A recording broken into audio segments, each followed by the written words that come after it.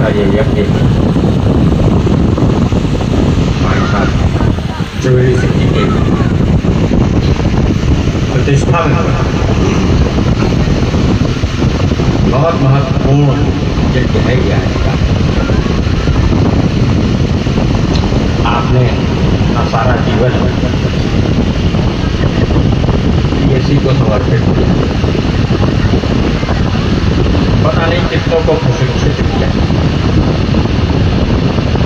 जो आज भी जग चले हैं। अपना समय पूरा देने के बाद आप सेवा करें। नौकरी की सेवा, लेकिन अभी तो बहुत काम बन, अब हमें समय मिल गया तो हम कुछ आत्म कल्याण के लिए भी काम करते हैं।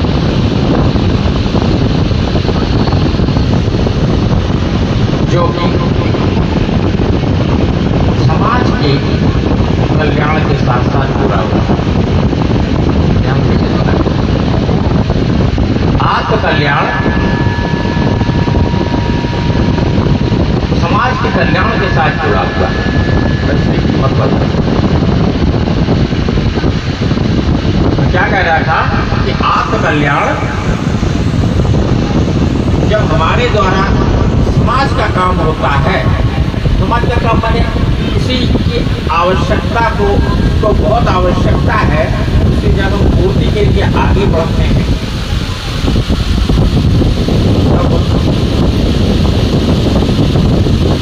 जब पूरे समाज में छाई हुई को दूर करने के लिए हम प्रयास करते हैं।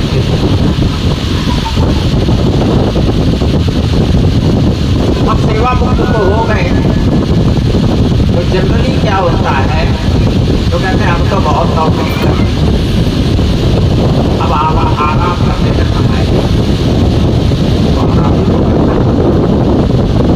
अब आराम से अपने समय के अनुसार हमें अपने अनुभवों को जोड़ते हुए और पीड़ित मानवता की सेवा करते। इस घर से आपके परिवार के द्वारा समाज में बहुत बड़ी सेवा होती है, ये हम आपको बधाई देना चाहिए। पहले से ही आपके परिवार के द्वारा बहुत बड़ी सेवा होती रहती है, यहाँ तक कि सारे बच्चे तक जहाँ भी हैं ये लोग समाज की सेवा बहुत बड़ा उदाहरण पेश करते हैं। सच्चाई ये है कि बहुत बड़ा उदाहरण पेश होता है आपके परिवार के माध्यम से। हम जब बदारी खेड़ा में आए तो आपके परिवार के माध्यम से आए और आज कितने परिवार लोग हमारे साथ चला रहे हैं, प्रतिमा रहे हैं। भाई साहब का नाम भूल जाते हैं, हरिद्वार सिंह, कितने वरिष्ठ कार्यकर्ता और कितने और लोग भी हैं, तो सब जुड़े हुए हैं सशक्त कार्यकर्ता।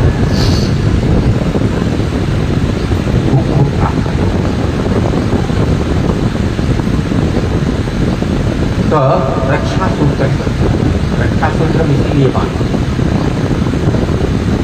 रक्षा सूत्र हमको ये बताता है कि हमको सतत समाज का काम करना चाहिए, जिसे हम आराधना के नाम से जानते हैं।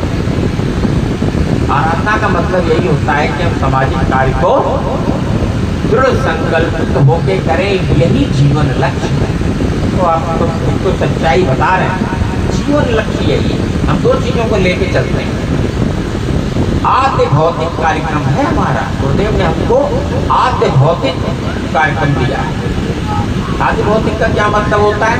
आद्य भौतिक का मतलब होता है घर में रहते हुए सन्यासियों जैसा जीवन जियो, घर में रहते हुए अपने परिवार का दायित्व उठाओ और साथ साथ आध्यात्मिक प्रगति भी करते चले।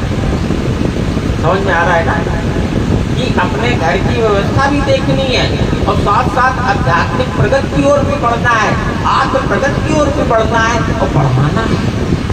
यही लक्ष्य है जीवन का। खुद तो बढ़ना ही है और दूसरों को प्रेरित भी करना है कि अपने पारिवारिक दायित्व को पूरा करते हुए साथ साथ इसको करते हैं, क्योंकि वही परम लक्ष्य है ना। वो छूट जाएगा तब कैसे चलेगा। इसलिए उस कार्य को तो करना ही है, साथ साथ हमें अपने परिवार के दायित्व को भी पूरा करना होगा। तो ये आराधना जो है यही हमारा परम लक्ष्य है कि हम अपने दायित्वों को पूरा करते हुए आत्मिक प्रगति की ओर भी बढ़े और दूसरों को उसमें सहयोग। इसमें बाधक बनता है, क्या बनती है इसमें बाधक बनती हैं हमारी वृत्तियां। हमारी वृत्तियां इसमें बाधक बनती हैं। हमारी वृत्तियां कैसे बाधक बनती हैं? हमारी वृत्तियां हमको जो इन कामों में बढ़ने से रोकती हैं। अब हम तो बढ़ना चाहते हैं एक सेवा के कार्य की तरफ और वृत्ति बोलती है घर में बैठो यार, बढ़िया टीवी आ रहा चल रहा है, इतना बढ़िया सीरियल चल रहा है, निकलने घर में बैठो। हमारा आलस हमें बाहर नहीं जाने धूप में निकले, पानी कितना ज्यादा बरस रहा है, जाड़ा कितना ज्यादा हो रहा है, हर समय कभी कुछ न कुछ तो रहता है ना। तो हर समय कुछ न कुछ मिल जाता है जो हमें रोकता है। गुरुदेव ने, परम पूज्य गुरुदेव आचार्य श्री राम शर्मा ने एक सूत्र दिया कि अपनी कमियों को दूर करते चलो, पहले दूर कम होंगी ये दूर हो जाएंगे। लोभ, मोह, अहंकार, काम, क्रोध, ये सारे कमियां हैं। बहुत सारी कमियां सब इन्हीं के उसमें आती हैं। लोभ है, लगा हुआ, जरूरत नहीं है, जरूरत नहीं है फिर भी उपार्जन में लगा हुआ। उपार्जन उपार्जन उपार्जन, सारी जिंदगी उपार्जन में लगा रहे। क्या मैं 7 पीढ़ी तक कमा के सो जाऊंगा और बर्बाद करता है आने लोग। वो अरे कितनी वरिष्ठ माताओं बहनों को देखता हूँ, बहुरिया तो हमारी संभाल ही नहीं पाती, बहुरिया को तो आता ही नहीं, लगे फिर संभाल आ जाए वो चिपकाए बैठी तो कल तक काम करती थी, लेकिन टूटा हो गया, पूर्ति हो गई, निकलती है। आजकल एक और समस्या हो गया, पति पत्नी दोनों कमाने लगे। अब उनको जरूरत होती है हमारे बच्चों को देखे कौन, तो उन्होंने अम्मा लगा। वो काम कर सकती थी समाज में जाके, उसको घर में बच्चा पालने के लिए लगा दिया। कितना गलत काम किया। आपको करना है तो आया को लगाओ, अपनी अम्मा को काम करने दो। कितने ही हमारे परिजन बहने हैं जो इसमें फंस गई हैं। क्या कर रही हैं? उस मेरे दोनों लोग नौकरी चले जाते हैं, वो बच्चों को पालती रहती हैं, स्कूल भेजती हैं, ये करती वो करती, पहले भी करती है, पहले अपने बच्चों को पालती नहीं है, बच्चों को पालने का उनका समय है आगे काम करने का। अब उन्होंने अपने बच्चों को पालने में लगा दिया। उनकी व्यवस्था बनाओ, आपको करना है। या फिर एक दोनों लोग कमाने लायक हो, एक घर में देखो। बच्चों को भी देखना जरूरी। हमने अपनी बहुरिया की नौकरी छोड़वा दी, सच बता रहे। दोनों बराबर से कमाते थे, बच्चा पैदा होने वाला तो छुड़ा दिया है। एक रुपये कमाएगा बहुत है, कितना कमाओ? नहीं कमाने देता मैं उसे। घर में बैठो और इसको संभालो। इसको कौन देखे? इसको संस्कारी कौन बनाएगा? पढ़ाई लिखा का कौन? दोनों लोग सारी जिंदगी कमाते रहो कमा के घर बैठते रहो तो बच्चा बर्बाद हो जाएगा। नहीं तो अम्मा को वैसे कर दिया। ये चीजें, ये कमियां हैं समाज की, जो हम सोचते रहे, जो हम सोचते नहीं थे। सोचो पत्नी ज्यादा कमाने वाली है तो पत्नी को कमाने दो, तुम संभालो घर में। भैया तो घर देखो, सब घर से चले जाओगे, बच्चे कौन देखे? ये अपनी कमियों को दूर करना ही साधना कहते हैं, अपनी कमियों को संभाल लेना ही साधना कहलाता है। हम अपने आप को साधते चले, अपने आप को, और जब साध लेंगे तो सधेंगे कैसे? सधेंगे कैसे? ऊर्जा की कमी हमारे अंदर। सधता वो व्यक्ति है जिसके अंदर ऊर्जा होती है, जो साधने की स्थिति में वो साध पाता है। हल्का फुल्का व्यक्ति अपने आप को साध नहीं पाता। इसीलिए गुरुदेव ने हमको एक बहुत बढ़िया गोली दी, बहुत बढ़िया दवाई दी। बेटा तुझे दवाई देता हूँ। कौन सी दवाई देंगे गुरु जी? गायत्री मंत्र किया कर रोजाना, गायत्री मंत्र किया कर रोजाना। सवेरे उठ के नहा धो के प्राणायाम किया कर, गायत्री मंत्र जपा कर। नहीं पता था हमें क्यों जपवा रहे हैं। हम जब जुड़े थे 79 से मैं जुड़ा था, 81 में दीक्षा हो गई, तो उस समय लगता था गायत्री मंत्र जपना ही जो है एक तो काम है हमारे मिशन का। सारे दिन गायत्री मंत्र मिल जाए कोई व्यक्ति तो चाहिए कि कराना जाते, उस समय यही होता था। तो पट जाता था, उसके घर सारा सामान लेके जाते थे, हवन सामग्री भी लेके जाते थे और उसका ये कराते थे जाकर के। ये आज तो तो गायत्री मंत्र से जोड़ा। उपासना उपासना उपासना उपासना हम नियमित करते रहे तो हमारे अंदर ऊर्जा आती है। ये ऊर्जा जब होती है तो तब साधना, तब साधना। गुरु जी के सामने जब तक सिर नहीं पटकते हैं तो साधना नहीं होती मित्रों। उनके सामने सिर पटकना पड़ता है। ये हमारी कमी है, ये हमारी कमी है, ये हम जानते हैं, दूसरे नहीं जानते हमारी इस कमी को। आप देखो गुरु, आप देखो, हमें अपनी कमियां बहुत अच्छी भी लगती हैं, है ना? कमियां अच्छी लगती हैं, नहीं लगती? हाँ ना बोलो, कमियां बहुत अच्छी लगती हैं, सच्चाई है ये। कमियां बहुत अच्छी लगती हैं, उनको छोड़ने की इच्छा नहीं करती। अब उनको छोड़ना एक बहुत मुसीबत काम है, तो कैसे छूटेगा? यही गायत्री मंत्र जपने से, गुरु जी के सामने सर पटकने का। नहीं छूटी वो बुराइयां तो हमारी प्रगति नहीं होगी। इसलिए छोड़ना तो जरूरी है, छोड़ना तो जरूरी है। और जब तक गुरु जी नहीं चाहेंगे तब तक नहीं छूटेगी उनके सामने से। इसके लिए दो चीजें और दो तप करने पड़ेंगे, दो तप करने पड़ेंगे। 3 चीजों के लिए कौन कौन से तप करने पड़ेंगे? एक तो समयदान और दूसरा अंशदान। हम सिर्फ घर में बैठ के ना अपना सारा समय काट देंगे, हम थोड़ा सा बाहर निकलेंगे, लोगों से मिलेंगे, लोगों से बातचीत करेंगे, लोगों को अच्छे विचार देंगे। उसके लिए पहले हम अच्छे विचार लेंगे, सत्संग के माध्यम से, किताबों के माध्यम से लेंगे और लोगों को विचार देंगे। और अंशदान नियमित करो, अंशदान नियमित। कोई कहता है या नहीं कहता है, सवेरे उपासना के बाद अंशदान जरूर करो। देखा तो अपने काम में लगता है नहीं, हम अपने काम में नहीं लगे, आपके काम में लगे हुए हैं। आप जब तक बोओगे नहीं तो आपको मिलेगा नहीं।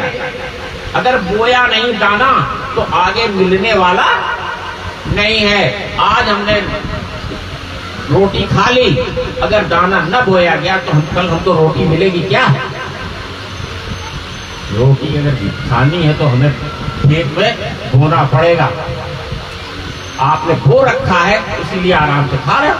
नहीं बाहर देखो जाके, बाहर में हाथ फैला के खड़ा, भगवान के नाम पे मांगता भी तो बोया नहीं है। इसलिए नहीं, गरीब है इसलिए नहीं हुआ। तो बोया होता तो उसको भी मिला होता, उसको बोया नहीं। हमने बोया इसलिए हम काट रहे हैं, आगे और बोएंगे। तो नियमित कुछ निकालते रहो अच्छे कामों के, जितना बनता है। नहीं कहते 1000 2000, 2 रुपए निकालो, 5 रुपए निकालो, 10, जितनी आपकी क्षमता है निकालो जरूर। इसलिए हम अंश घट स्थापित करवाते हैं, खूब बोलते हैं, रोज निकालो। अब नहीं, रोज नहीं निकाल पाते हैं, महीने में निकाल दो, चलो महीने में निकाल दो। संकल्प लो 5 रुपए 10 रुपए का। अरे एक चाय तो पिलाओ गुरु जी को, गुरु जी आपका कल्याण कर देंगे, 7 पीढ़ियां तार देंगे। एक चाय तो रोज पिलाओ। वैसे तो दशांश कहा गया है, पहले 20 अंश की बात थी। दशमांश कहा गया है, अपनी कमाई का 10वां अंश दो।